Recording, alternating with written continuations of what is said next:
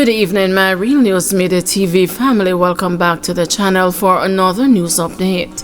And in the news this evening, shooting incident at a Constant Spring tax office results in early closure.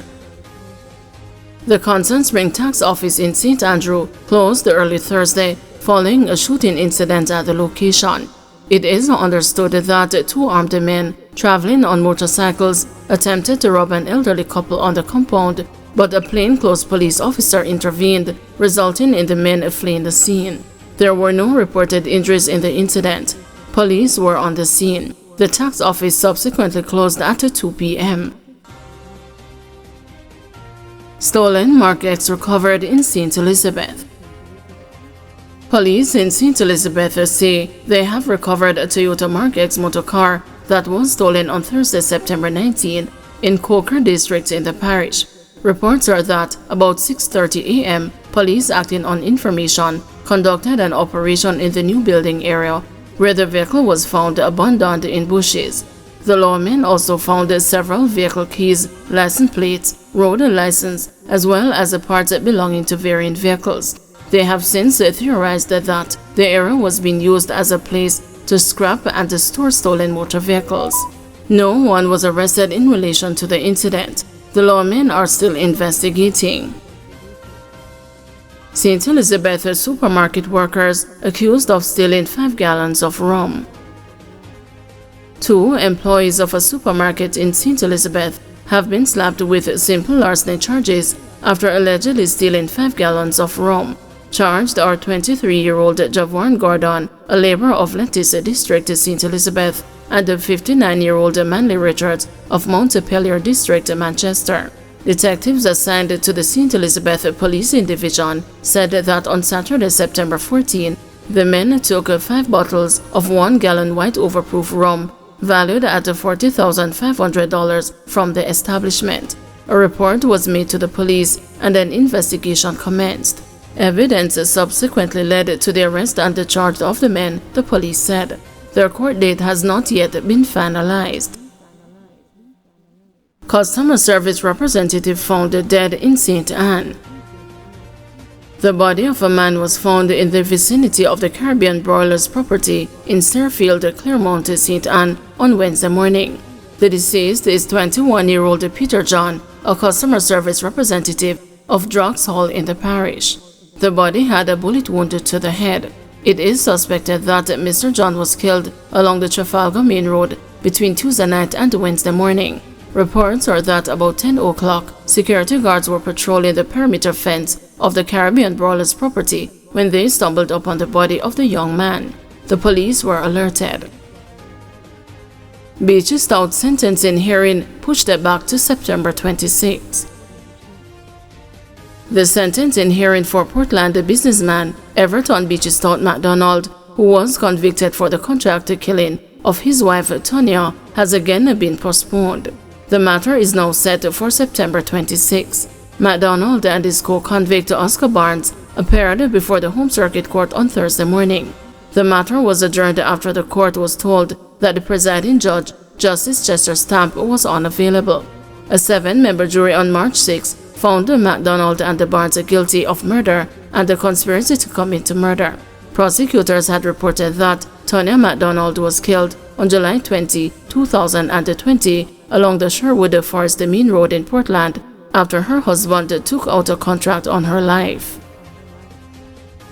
52-year-old St. Anne customer service representative charged for allegedly embezzling over $3 million from her job. A 52-year-old St. Anne woman has been charged with embezzlement in relation to the alleged theft of over $3 million from her employer. She is Florient Casserly, a customer service representative of Golden Grove. According to reports from the St. Anne police, Casserly was a cashier at an establishment in Claremont. Her task was collecting bill payments from customers, processing the transactions, and issuing receipts. She allegedly waited until the customers left, then used her supervisor's login to void the transactions and to keep the monies for herself. The complainant, acting on information from concerned customers, conducted an investigation and discovered that she had allegedly embezzled $380,000 over a period of time. A report was made to the police after she failed to hand over the money and was taken into custody. Casserly was charged after a question-and-answer session with her attorney. Holness fixed the use of charity funds to buy personal assets after Integrity Commission raised the questions, says report. The Integrity Commission has raised the concerns about the use of charity funds to purchase a multi-million-dollar personal asset for Prime Minister Andrew Holness, who moved to fix the issue in June, nearly 4 years after the transaction. The foregoing raises questions as to whether Holness's alleged use of funds belonging to a charitable foundation to partially fund the acquisition of a personal asset amounts to misappropriation, said Kevin Stevenson, the Director of Investigations at the Integrity Commission, in his report released on Tuesday. He added that the source of funding has not been satisfactorily explained. An investigation by the Financial Investigation Division is warranted, he said. His broader probe looked into allegations of illicit enrichment against the Jamaican head of government. The asset was a US $94,000 bond purchased by the Prime Minister through NCB Capital Markets in September 2019. Initially, Holness claimed that the bond was funded through his personal accounts, including a withdrawal from the now-failed brokerage house, Stocks and Securities Limited. However, discrepancies emerged when the investigator examined his financial records. But Stevenson's report details that the funds Holness cited were not fully traceable and raised questions as to whether Holness's personal funds were commingled with charity funds. Only one of two significant transactions from his SSL account, a check for US $30,219.18, could be linked to the bond purchase. An additional US $31,698 was transferred to NCB Capital Market from another account, but this left a shortfall of US $32,107.02, which Stevenson said was taken from funds apparently belonging to a registered charity, Positive Jamaica Foundation, of which Holness was, at the material time, a director. Following inquiries by the Commission in June 2024, Holness admitted there was an error and that a part of the bond, US $32,107.02, should have been attributed to the charity. In a submission on July 16, 2024, Holness argued that NCB Capital Market had incorrectly assigned the bond's full value under his name, stating the correct amount was US $61,892.98, not US $94,000. But the investigator questioned Holness's explanation, noting that the bond was documented in Holness's name, with payments and interest accruing to his personal account for nearly 4 years. Further findings revealed that the bond proceeds were transferred to Imperium, a company managing Holness's personal assets, on September 22, 2020. According to Stevenson, these funds, including the portion allegedly belonging to the charity, were reinvested and appropriated by Imperium as part of its assets until when the Commission raised the issue in 2024. The full proceeds of the US $94,000 bond, inclusive of US $32,107.02, which is now being said to belong to Positive Jamaica Foundation, were transferred to Imperium and reinvested by that entity, Stevenson said. In other words, the portion allegedly belonging to Positive Jamaica Foundation formed a part of Imperium's assets for over 3 years and was appropriated by that entity as it deemed appropriate. NCB Capital Market, which handled the bond transaction, confirmed it had followed written instructions from Holness. It also stated that Holness received regular account statements, clearly indicating the bond's value and interest. NCB Capital Market officers confirmed the bond was called early and the proceeds were transferred to Imperium without any adjustments for the alleged misallocation. An official told the Commission that Holness said he gave verbal instructions which were not followed and resulting in the error. When questioned about the funding source for the bond, One NCB capital market official initially indicated that it was undetermined, currently being investigated. However, an official later submitted a witness statement addressing the matter, noting a telephone meeting with Holness and other officials on June 11, 2024.